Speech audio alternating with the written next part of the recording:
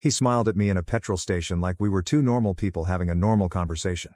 3 months later, his face was on every news channel, and I realized I'd already been in his van. I didn't know he was a killer when I met him. If I had, I probably wouldn't be here. The only reason I got away is because I didn't act scared soon enough for him to enjoy it. That sounds stupid, but it's still the closest thing I have to an explanation. I was 19. I worked evenings at a pub just outside town and did weekend shifts at a garden center because I was always broke. I lived with my mom, argued with my younger brother over nothing, and thought the worst thing that could happen to me was getting stuck in that town forever. The first time I met him, it was raining hard enough to bounce off the ground. I'd finished a late shift and stopped for petrol because my fuel light had been on since the day before. It was close to midnight. I remember because I'd sent my mate Leah a voice note complaining about work, and she said I sounded exhausted. The station sat on the edge of nowhere. Too bright under the canopy. Too dark everywhere else. There was a white van parked off to the side, not at a pump. I noticed it, but only in the way you notice things when you're alone at night and your brain is quietly checking everything. Then he came out of the shop with coffee and a bag. Mid-40s. Normal build. Work jacket. Clean hands. Nothing about him stood out. That matters, because people expect men like that to look wrong. Most of the time, they don't. He smiled and said the weather was shit. I said yeah. He glanced at my back tire and said it looked a bit low. That's how it started. He crouched down, asked if I had a gauge. I said no. He said he had one in his van and could check it. I told him he didn't need to. He laughed it off. Brought the gauge over anyway.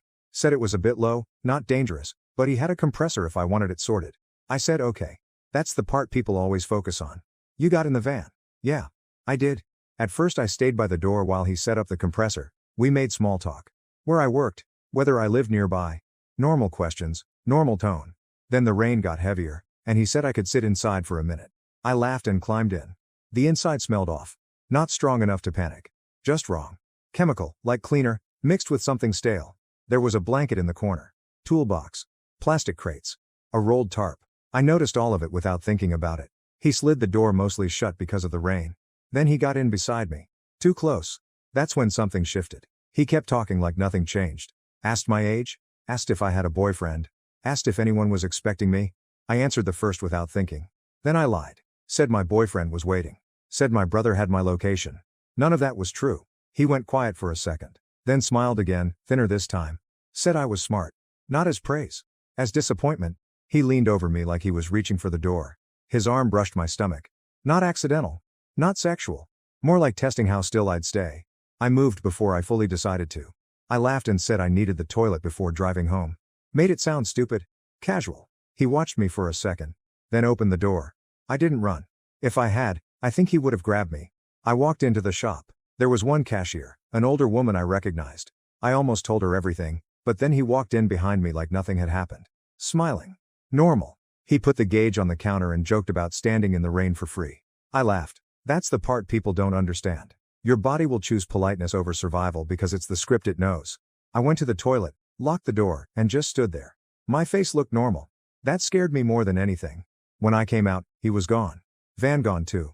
I sat in my car with the doors locked and cried, then drove home. I didn't tell the full truth. Just said a man made me uncomfortable. My mom asked if he touched me. I said no. She told me to forget it, so I tried. A few weeks later, a girl went missing. Amber, 21, left a night shift and never made it home. Her car was found in a lay-by. No sign of a struggle. That phrase came up a lot. Then another girl. Then a third. I stopped going out alone unless I had to. Started fake phone calls in car parks. Checked everything twice. Leah was the only one I told properly. She believed me, but there wasn't anything to do with it. No plate, no proof, no crime. Just a man who felt wrong. Then years later, everything broke open. I was 24, working reception at a dental clinic. My coworker showed me a news article. Police tape. A van. Not similar. The van. Same dent above the wheel. Same faded sticker. I knew it immediately. My legs went weak. Headline said a man had been arrested in connection with multiple disappearances after a failed abduction gave police enough to go on. His name was David. It was him. I barely made it to the staff toilet before throwing up. The police contacted me after Leah reported what I'd told her years earlier. 2 detectives came to my flat. 3 hours at my kitchen table. Nothing I said surprised them. The smell. The questions. The door. The way he checked if anyone would notice I was gone. It was a pattern. Friendly approach. Practical help. Confined space. Assessment. I asked if he killed the missing girls. They didn't answer. Which was answer enough.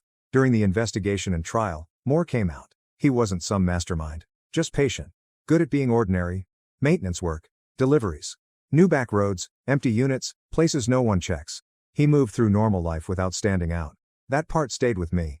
Not that he was a stranger, that he wasn't. Other women had near misses too. Flat battery help. Followed from shops. One got in the van and jumped out when she saw restraints. That hit me hardest. I didn't escape because I was special. Just wrong timing. Wrong answers. Right lie. The police asked me to testify. I didn't want to.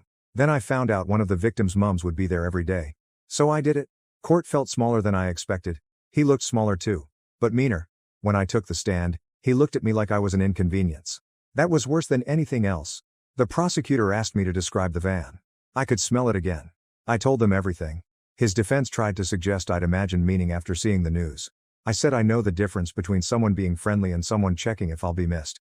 That was it. He was convicted. 4 murders. 2 attempted abductions. Probably more they'll never prove. For a long time after, I wasn't okay. Panic in enclosed spaces. Couldn't handle vans near me. Checked people's hands for signs that don't actually show anything. Stopped dating. Snapped at people trying to help. Therapy helped, but slowly. The biggest shift was stopping asking why me. And starting asking why him. Why men like that get space to operate. Why girls are taught to be polite before they're taught to leave. I ended up speaking at a local safety event. I kept it simple. Danger can sound polite. Fear starts as confusion. You don't need proof to leave. You can be rude. You can lie. You can walk away mid-sentence. That's allowed. There's one thing that still sticks with me. During the case, they showed me photos from inside the van. In one, behind a crate I hadn't noticed, there was a pink plastic hair clip. Not mine. Probably nothing important. But I still think about it. Because sometimes I picture another girl sitting where I did, fixing her hair, thinking she was about to go home. That's the worst part. Not the headlines. The normal moments right before everything stops being normal. That's it. I didn't fight him. Didn't outrun him. I sat in a van. Something felt wrong. I lied. And I got out. That was enough for me. Not for everyone. He already had victims when she sat in that van. And the only reason she walked out is because she lied at the exact right moment. If your gut told you something was off, would you leave immediately or try to stay polite? Let me know in the comments. Thanks for watching. If you got this far, leave a comment, like if you liked it, and follow for more.